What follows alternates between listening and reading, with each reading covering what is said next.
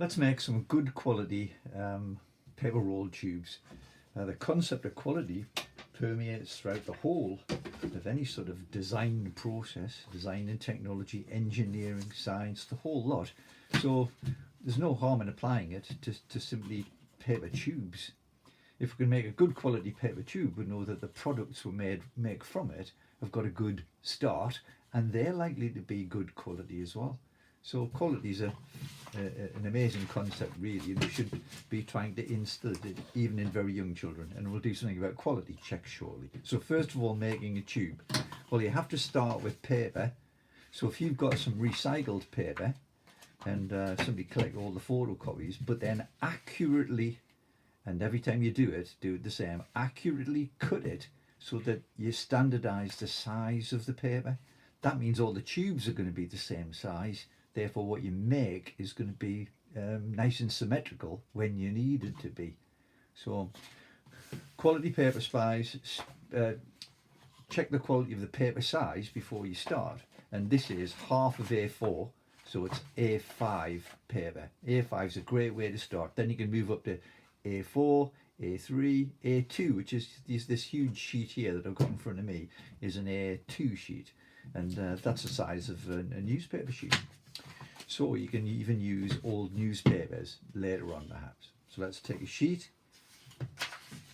a rolling rod, which is the plastic tubes I've shown you before, water waste pipe plastic tube, and then what we're going to do is try and roll a tube. I'll do the print side out just so that we see a bit of contrast between it and the background.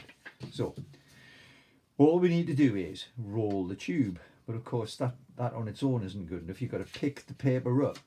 You've got to put it round the tube first. Now, first mistake's on its way. If we roll the paper now without checking it was in line with the tube, then we're going to get a tube which rolls off to one side or another, and that's called rolling out, would you believe, the technical term, rolling out. How do you prevent that? Well, what you're trying, let's make a bad one first, look.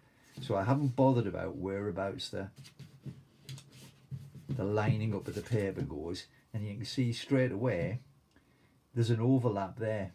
So if we go ahead and take some tape and stick that tube together,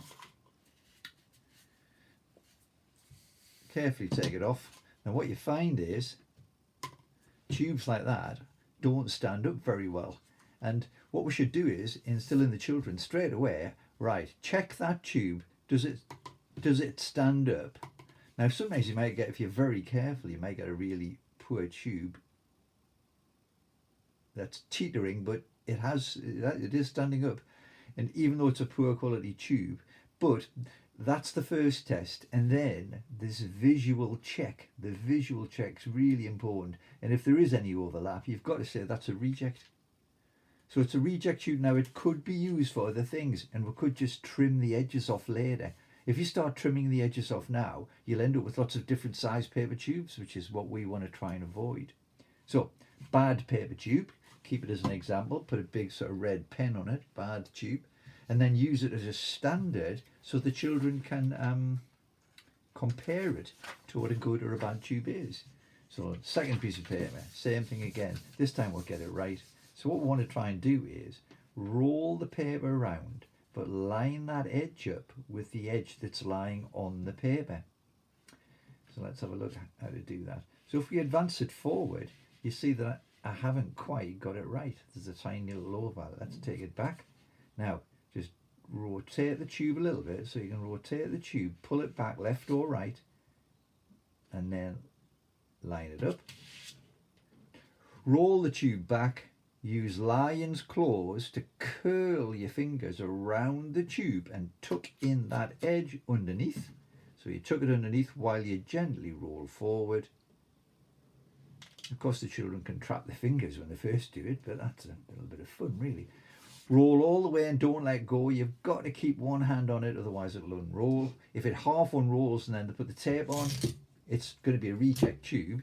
So one piece of tape, and here's a lovely little technique, look. So as you pass it from one hand to another, always take a firm grip. Rub the tape. And if you rub the tape, it gets all the air out from under it and makes a really good, stuck together surface. Put a bit further up, rub the tape all the way around, and the masking tape will stick really well. If you just gently dab a piece of masking tape on, it's going to come off again. It's going to come off. There we are. First tube stands up. Now look at the edge. The edge is pretty good. So that edge there, nice and in line, whereas the previous one had rolled out completely. So you now know what a good tube and a bad tube look like. A top quality tube, 10 out of 10, and a poor quality tube, well, I think it's a reject, that one, so 0 out of 10. But it can be used for something later. So let's make lots of tubes. If you set up a little production line and the children work, you know, one has the piece of tape ready, the other one has the mandrel and the piece of paper ready, then children can work in 2s or perhaps a 3 even, and take turns each looking at the tube. Oh, who's going to be the quality controller? That's right, and somebody to check the quality of the tube at the end. See how many tubes you can make in, what, 5 minutes. It's a lovely little production line exercise related to the engineering industry, of course. So anyway, you can't do anything unless you've got a pile of tubes, so make yourself a good pile, maybe 10 a dozen tubes, and then we can start making things with them. Using the tape, look, that's an ideal size piece of tape. Now I've got a dispenser there just for ease of use when I'm making the models, but you can't be having loads of these dispensers, especially with very young children, because the teeth can catch on them, and that could hurt that. And what you do is you find children doing this, look, they pull, and they're pulling this way, and it either pulls all the tape out, or it catches, and then all of a sudden it jumps and the whole thing moves. And if you are going to use these dispensers, look, you've got to show the children to pull it sideways and down like that. If you haven't got dispensers, most people wouldn't have a class set of dispensers, then try and get used to doing this. The children can do it as well. Look, scissors are a real bind when you try and cut tape, because the children invariably hold it like that. When they cut, the tape sticks to the sides of the scissors, and you end up with this crumpled mess, which is very difficult to deal with. But if you could show the children this, look, put your fingers inside the tube, one finger out and a thumb, grab the tape. So you've done that, look, and you've grabbed the tape. Now, don't pull it, tear it down sideways. So you don't need a fingernail to do it, you know. Fantastic. So you can really quickly